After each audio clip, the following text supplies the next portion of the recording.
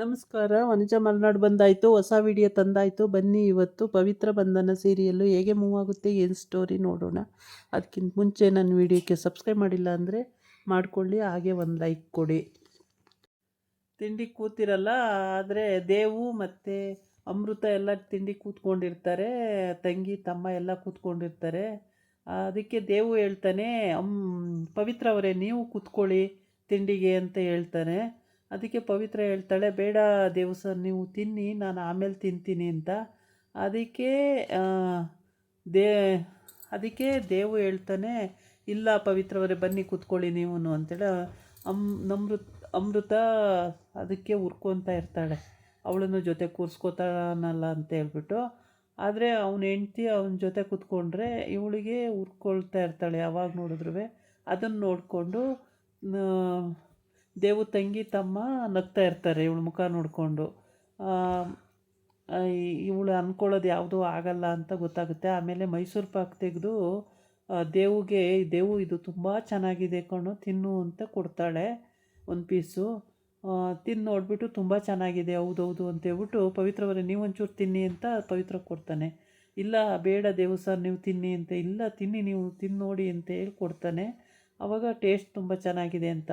ಆಗ ಪವಿತ್ರಗೆ ಆಮೇಲೆ ಅಪ್ಪ ಫೋನ್ ಮಾಡ್ತಾನೆ, ಅವರಪ್ಪ ಫೋನ್ ಮಾಡಿಬಿಟ್ಟು ಅವ್ರ ಅಪ್ಪಗೆ ಆಗಲೇ ದೇವು ಅಮ್ಮ ಫೋನ್ ಮಾಡಿ ಹೇಳಿರ್ತಾಳೆ ಏನಂತ, ನಿಮ್ಮ ತಂಗಿ ಮಗ ಬಂದು ರಾತ್ರಿ ಕಾಂಪೌಂಡ್ ಹಾರಿ ಇಲ್ಲೆಲ್ಲ ಇದು ಮಾಡಿದ್ದಾನೆ, ಪವಿತ್ರ ಆಚೆ ಎದ್ದೋಗಿದ್ದಾಳೆ ಅಷ್ಟೊತ್ತಲ್ಲಿ ಅಂತ ಎಲ್ಲ ಹೇಳಿರ್ತಾನೆ.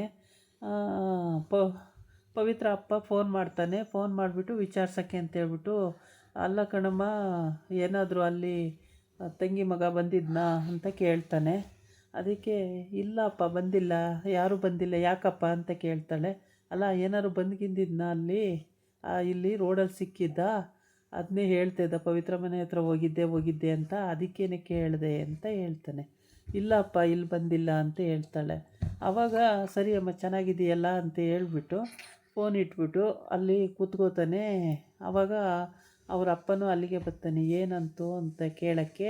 ಆವಾಗ ಅಲ್ಲ ಕಣಪ್ಪ ಪವಿತ್ರ ಸುಳ್ಳೇ ಹೇಳ್ತಾಳಲ್ಲಪ್ಪ, ಅವ್ರ ಅತ್ತೆ ನೋಡಿದ್ರೆ ಹಂಗಂತ ಹೇಳಿದ್ರು, ಪವಿತ್ರ ನೋಡಿದ್ರೆ ಹಿಂಗಂತಾಳಲ್ಲಪ್ಪ ಅಂತ ಹೇಳ್ತಾನೆ. ಆಗ ಹೌದಾ ಪವಿತ್ರ ಹಂಗಂದ್ಲ, ಹೋಗಲಿ ಬಿಡು, ಅಲ್ಲಿ ಏನೇನು ಪ್ರಾಬ್ಲಮ್ ಇದೆಯೋ ಏನೋ ಯಾರಿಗೆ ಗೊತ್ತು, ಹೇಳೋಕ್ಕಾಯ್ತೋ ಇಲ್ವೋ, ಅದಕ್ಕೆ ಅವಳು ಹೇಳಿಲ್ಲ, ಬಿಟ್ಟು ಹಾಕು ಅಂತ ಹೇಳ್ತಾನೆ. ಆಮೇಲೆ ಈ ಕಡೆ ತಾತ ಅಜ್ಜಿ ಎಲ್ಲ ಮನೇಲಿ ಎಲ್ಲ ಸೇರ್ಕೊತಾರೆ. ಆವಾಗ ಆಳುಗಳಿಗೆ ಸಂಬಳ ಮಾಡಬೇಕು, ಸಂಬಳ ಮಾಡೋದಕ್ಕೆ 15 ಲಕ್ಷ ರೂಪಾಯಿ ಬೇಕು ಅಂತೇಳಿ ದೇವು ಅಮ್ಮ ಹೇಳ್ತಾಳೆ. ಅಂದರೆ ಮ್ಯಾನೇಜ್ಮೆಂಟ್ ಎಲ್ಲ ಮಾಡ್ತಾಯಿರೋದು ಈಗ ಪವಿತ್ರ ಅಲ್ವಾ, ಅದಕ್ಕೆ ಪವಿತ್ರನೇ ಇವಾಗ ಕೊಡಬೇಕು.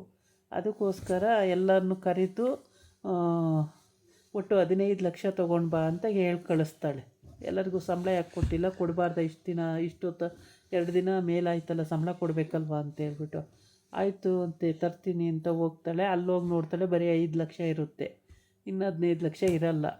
ಅಂದರೆ ಅವ್ರ ಅತ್ತೆ 20 ಲಕ್ಷ ಅಲ್ಲಿ ಇಟ್ಟಿರ್ತಾಳೆ, ಅದರಲ್ಲಿ 15 ಲಕ್ಷ ಅವ್ರ ಮಾವ ಇಸ್ಕೊಂಡು ಹೋಗಿದ್ದಾನಲ್ವ, ಇನ್ನು 5 ಲಕ್ಷ ಇದೆ.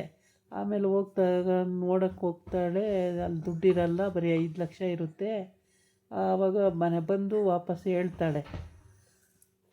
ಈ ಕಡೆ ಬಂದು ಅಮೃತಂಗೆ ಗಂಡು ನೋಡಿರ್ತಾನೆ ದೇವು, ಗಂಡು ತೋರ್ಸೋಕ್ಕೆ ಅಂತೇಳ್ಬಿಟ್ಟು ಅಲ್ಲಿರೋ ನೀನು ಅಂತೇಳಿ ಒಳಗಡೆ ಬಂದು ಅವಳೇನೋ ಬರಿತಾ ಇರ್ತಾಳೆ ಆಫೀಸಲ್ಲಿ, ಅಲ್ಲಿ ತೋರಿಸ್ತಾನೆ. ಆ ಹುಡುಗ ಓಕೆನಾ ನಿನಗೆ ಅಂತ.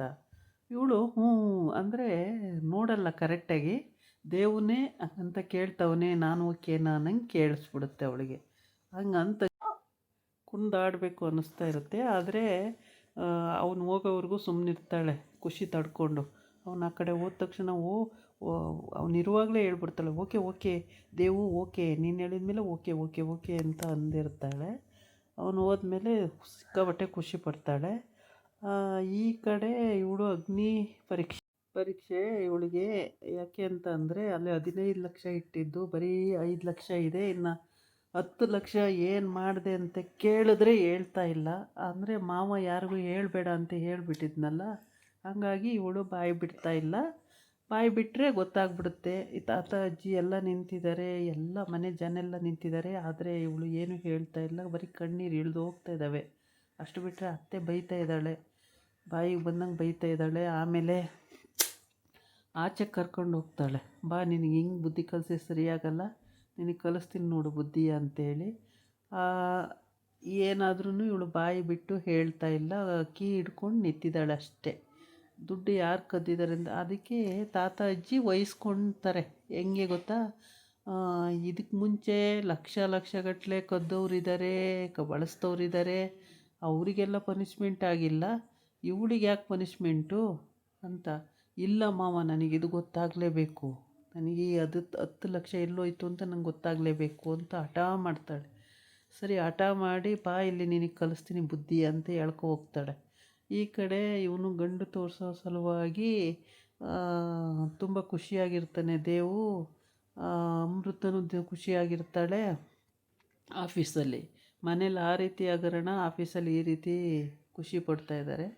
ಹಾಗೆ ಈ ಖುಷಿ ಪಡುವಂಥ ಸನ್ನಿವೇಶ ಇರುವಾಗ, ಅಂದರೆ ಇಲ್ಲಿ ಮಿಸ್ಅಂಡರ್ಸ್ಟ್ಯಾಂಡಿಂಗ್ ಆಗಿದೆ. ಹುಡುಗನ ತೋರಿಸಿ ಅವನು ದೇವು ಹಂಗಂತ ಹೇಳಿರ್ತಾನೆ, ಇವನು ದೇವನೇ ನನ್ನನ್ನು ಒಪ್ಕೊಂಡ ಅಂತ ಇವಳು ಖುಷಿ ಪಡ್ತಾ ಇರ್ತಾಳೆ.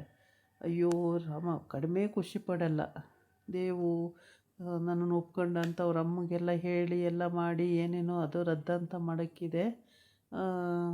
ಇಲ್ಲಿ ದೇವಿಗೆ ಇದೆಲ್ಲ ಗೊತ್ತೇ ಇರಲ್ಲ. ಇದಾಗಿತ್ತು ಇವತ್ತಿನ ವಿಡಿಯೋ. ನಾಳೆ ಇನ್ನೊಂದು ವಿಡಿಯೋ ಜೊತೆ ಬರ್ತೀನಿ. ನಮಸ್ಕಾರ.